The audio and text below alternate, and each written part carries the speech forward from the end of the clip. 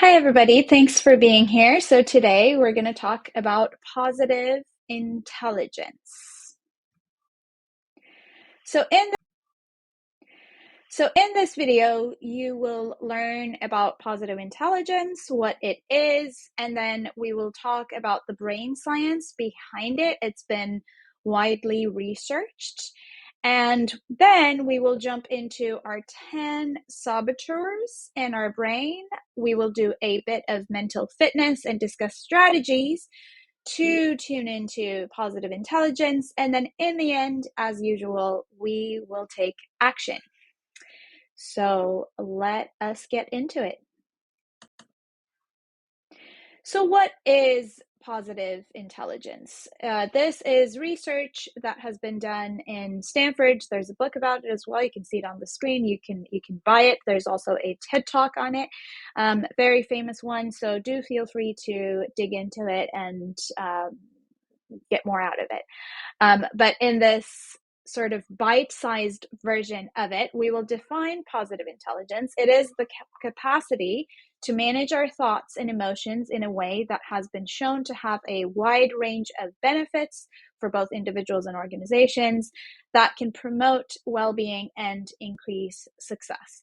So what it isn't is, some sort of unicorns and rainbows and, paint the walls pink type of exercise where we see everything as a positive thing. That's not what it is.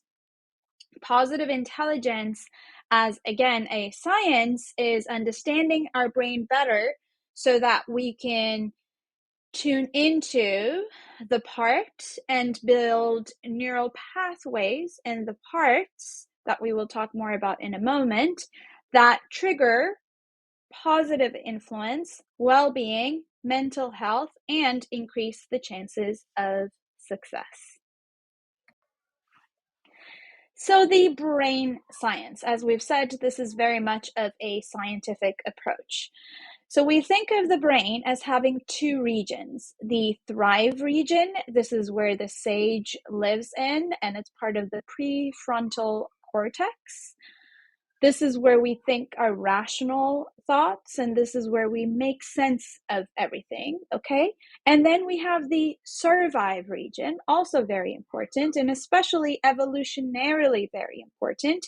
This is where our inner saboteurs, okay, so these are the voices in our head that are sort of telling us, oh, there's a threat, like we need to survive this, right? And so as such, they trigger negative emotions, okay, when we handle and when we look at life's challenges. As we've said, it is very important. It's our survival instinct. We wouldn't be here otherwise. It's part of the limbic system. This is also where the amygdala is, for example. Our fight or flight or freeze response, very, very important when faced with danger. Now, of course, in the context of positive intelligence and life's many challenges, we perceive them as threats, and so they trigger this survive region, this survival response. And the argument, of course, is that like they actually aren't threats. So we do produce these negative emotions, but potentially we don't really need to, right? So that's why we think of the survive region as the one that needs to be managed for all intents and purposes of the science. Now, okay, then we look at our brain. We have the 10 saboteurs. This is again the survive region, and then we have the 5 sage powers. Okay, this is the thrive region, and what we want to do is to thrive. So this is when our mind is serving us, okay, and just helping us be that successful person or have that mental health and well-being that we talked about. And then the other region, the 10 saboteurs, they are sabotaging us. Again, as we've said, it comes from a good place of survival. That said, a lot of the challenges that we face, we don't really have to have these survival responses. So then they become saboteurs in our brain. So what are these 10 saboteurs? Again, in this bite-sized video. We will not go into each one of them, but here they are, all 10.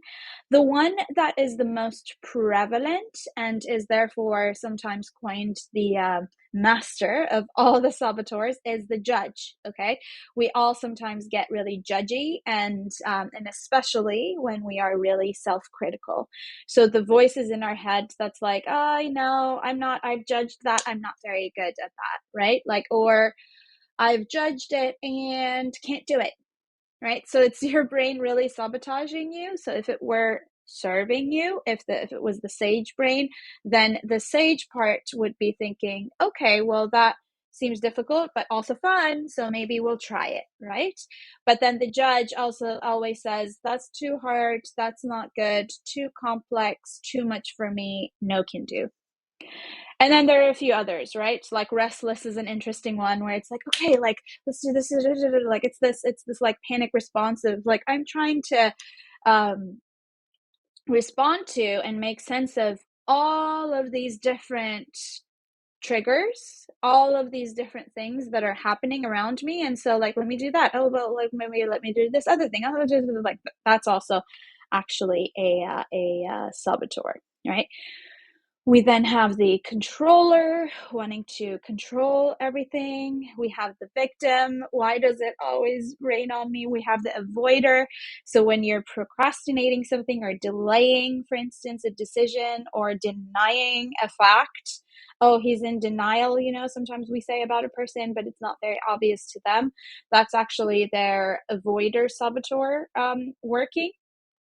We have the hyperachiever, like when we're a perfectionist, like we need to do all the things like really perfectly, like otherwise it's not good enough, otherwise we didn't achieve, otherwise we're not there yet, so that's the hyperachiever one, etc. We have a few others, so you can dive into them. The pleaser also is a really good one, right? Like where we're always trying to people please and like do all the things, which you don't always need to, as we know. So that's also a saboteur. Otherwise people aren't going to like me, like otherwise I'm not going to be respected, otherwise I'm not going to be included, so I just need to keep pleasing people, oftentimes at the expense of my own goals and aspirations.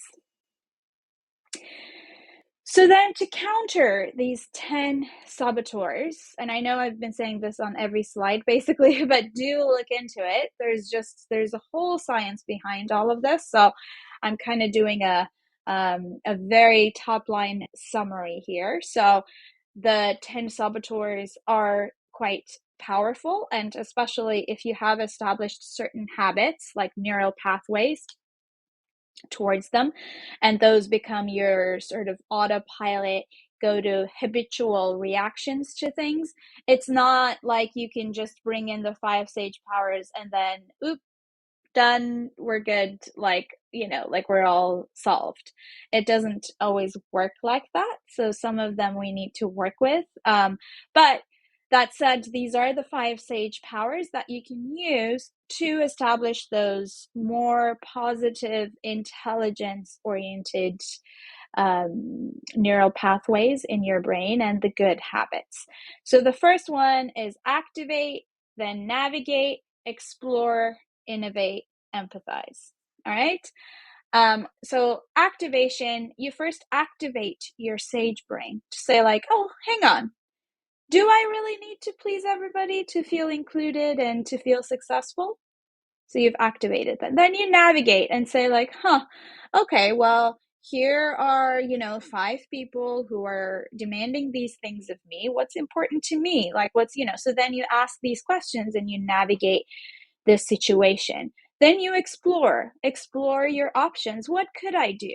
Here are certain things that could also benefit me. Here are certain things that are low-hanging fruit. Here are certain things that other people could be doing. Here are certain things that we could be eliminating. So then you like kind of explore your options and possibilities. Then you can, again, empathize and innovate. So the empathize part is basically to say like, okay, well, I understand why I might be inclined to do that. I also understand that why this person might be demanding this of me. I also understand that. So you just empathize with the people and with the situations. Okay, that's part of the acknowledgement, as opposed to saying like, oh, I'm always negative, I'm always like, so you're almost kind of like case in point activating your saboteurs to counter your saboteurs. Don't activate them. Activate the sage by empathizing. Then innovate. Find a different path, a different neural pathway that will get you results that are more conducive, that are more constructive, and that are more helpful to you and hopefully the world. So what can you do, right? Like if you're kind of, once you've established these are my saboteurs that are very, very active. And by the way, online, there is also a test that I will link to that you can do to identify your most predominant saboteurs. So once you've done that, how can you activate your sage powers? You can do this by doing a bit of mental fitness, okay? So first, saboteur interceptor muscle. So understand your self-limiting beliefs and your saboteurs. What are they? Okay, so first we need to identify what's this muscle that we have been strengthening by working it over and over again, and by again establishing those neural pathways, by establishing those bad habits already. Okay, so once you've understood that, then you can activate your self-command muscle. Exercise self-reflection, solicit feedback, and differentiate stories from facts. Okay, what stories are you telling yourself when you say, I'm not good enough, I can't, communicate, I can't present very well, especially under pressure? Okay, that's interesting. So first of all, that's a self-limiting belief. And second of all, when you do the self-reflection, is that really so? Like, get the feedback. What is it that you feel you cannot do? What is the story? The fact that you can't do it. What is the fact? Maybe the fact that you haven't practiced that very much. The fact that you haven't been enjoying that very much. The fact that you haven't received a lot of support or done a lot of training. Okay, well, in that case, then we can exercise our sage muscle by calming down the saboteurs. I can't do it. I'm not good enough. This is just not my thing. It's not my strength. Okay, so, and then activating new neural pathways. And how can we do that? We can train. We can get good coaching. We can practice. We can rehearse. We can not take ourselves too seriously. So those are, let's say, like the 5 actions that you will take to be able to formulate this new habit. So without further ado, then, it is your turn. Take action now. Identify your saboteurs. Spend a few minutes reflecting on your inner critics and saboteurs that hinder your progress. So take note of these into your journal. Challenge your negative thoughts, your limiting beliefs. So question the validity of these, right? Say like, what's the story? What are the facts? Then exercise and activate your sage, focusing on your empowering your thoughts and actions. So what are 3 actions you can take to be able to get to the point that you want to get to be able to progress, and to be able to formulate new habits? And then once you've defined these specific actionable goals, share it with your accountability partner and get executing. Thank you for listening and watching, and I can't wait to hear all about how this exercise went for you.